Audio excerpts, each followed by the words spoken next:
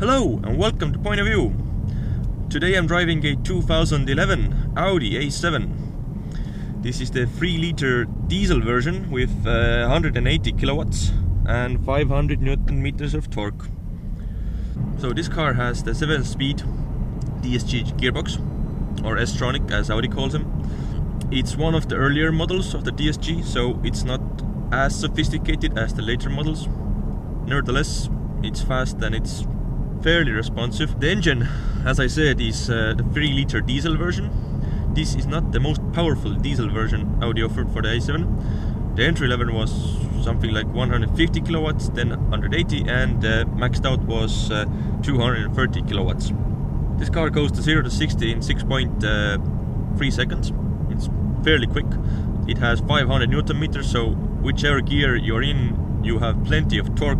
It just pulls like a train, so yeah, no issue there. And I think I wouldn't buy the more powerful version. I would just get the cheaper 180 kilowatt version like this one and maybe chip it or do an ECU remap. If you really want the power, if you really need it, I would go for the petrol one. The 3-liter turbocharged petrol engine is such a strawberry. It's so nice. And to be honest, if I would buy this car myself, I would seriously consider the petrol version, because although the diesel is nice and it's economical and stuff, but you still get the rattle of the diesel engine. And if you buy a car that's so refined as this A7 is, you just don't want the diesel rattle, do you? So this car also has the Audi Drive Select. I'm not sure if this is standard. It might be. Nevertheless, you can choose between comfort, auto, dynamic and individual. In the individual, you can basically adjust all the settings between the 3 modes. In comfort mode, everything is light, everything is simple, the car wafts about. But if you turn it into dynamic mode, the gearbox goes into sport mode. You can feel the steering gets heavier, and the dampers are also a bit harder, so you have a more harsher ride. But it's not disturbing. So actually, if you want this car to handle better, I would just keep it in dynamic mode, because in comfort mode it sort of wallows about, and yeah, it's more like SUV rather than a sport sedan.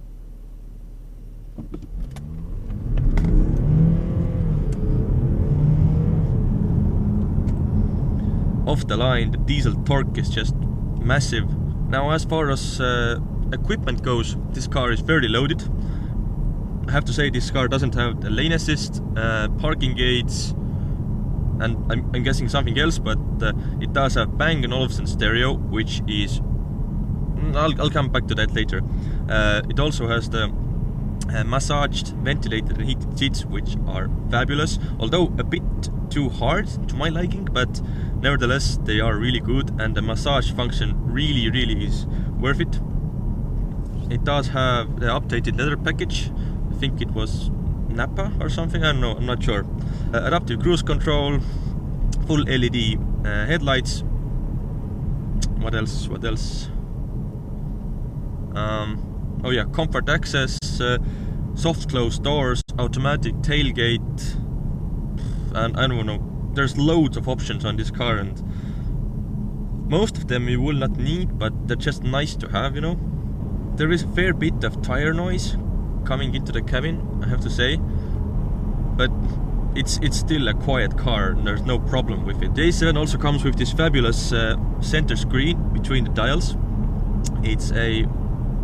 I don't know how big it is, but it tells you everything you want to know. Right now it's showing me my speed. You can change it in a million ways, basically, to show you your consumption, speed, information, navigation, telephone, radio, whatever. As far as interior quality is concerned, this is typical Audi. No hard touch materials anywhere. Leather is soft, plastics are soft.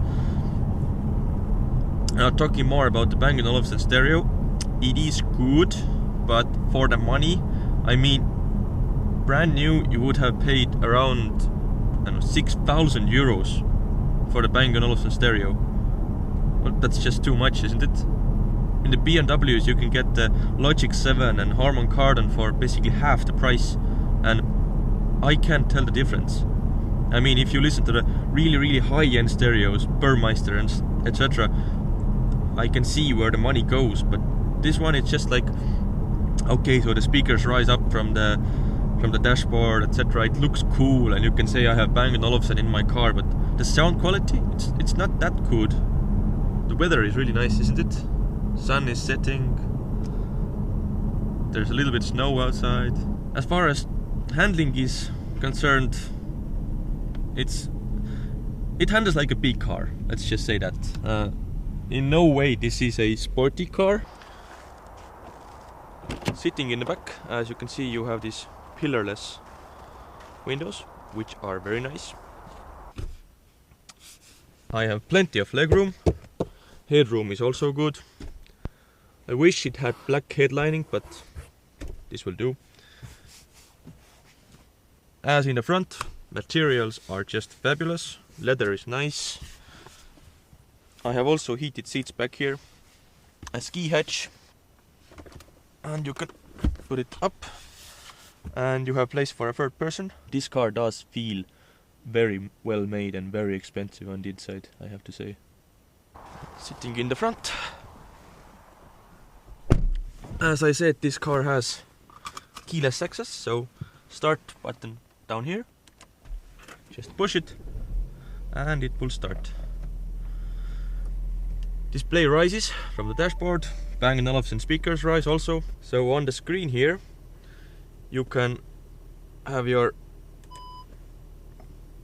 rear view camera. Very useful. You have your media, radio, navigation, telephone, etc, etc. As I said, you can also choose the settings between dynamic comfort and automatic.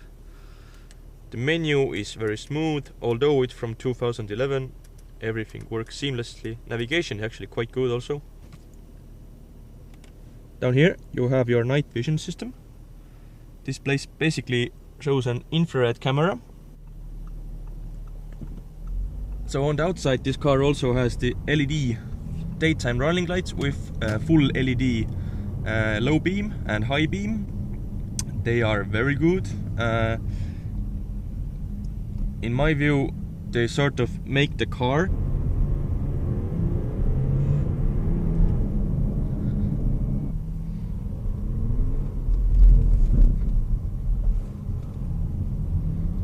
bit of a slide. You can see the traction control working nicely. It allowed me a little bit of slip, but not too much.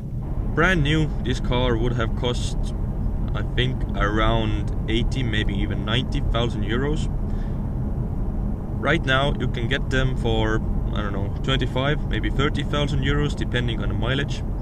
So yeah, if you're considering buying a used A7, but let's be honest, that's the way to go right now, because the newer model is on its way. I'm not sure when it will arrive, but it can't be far away, because let's be honest, this car is 6 years old and the design hasn't changed much. A facelift version came out, I think it was 2014-15, I think, with updated headlights, taillights, etc. But all in all, it's basically the same. Rivals: BMW 6 Series, Mercedes CLS. Basically that's about it. Volkswagen CC is sort of its rival, but it's way cheaper compared to the 6 Series. I haven't driven it, but again, it's much more expensive. I'm not sure why, because it's basically the same idea. Yeah, if I was in the market for a classy, sporty, sportback, 4-door coupe, I would actually get the A7, I think, because this, as I said, the 6 Series is around 10,000 euros more expensive. You don't get sort of more posh for the money. And yeah, as I'm not a fan of the Mercedes, I would choose the A7. I would prefer an A7 with the petrol engine. I think it would be nicer. And of course, if you can afford it, the S7 is just fabulous and the RS7 is bonkers. I didn't have the time to go through all of the options, all of the basically details of this car, because that would take ages. But this was my short review of the A7. Thank you for watching. Comment, subscribe, let me know what you think. There will be new videos coming soon. And yeah, until then guys, bye!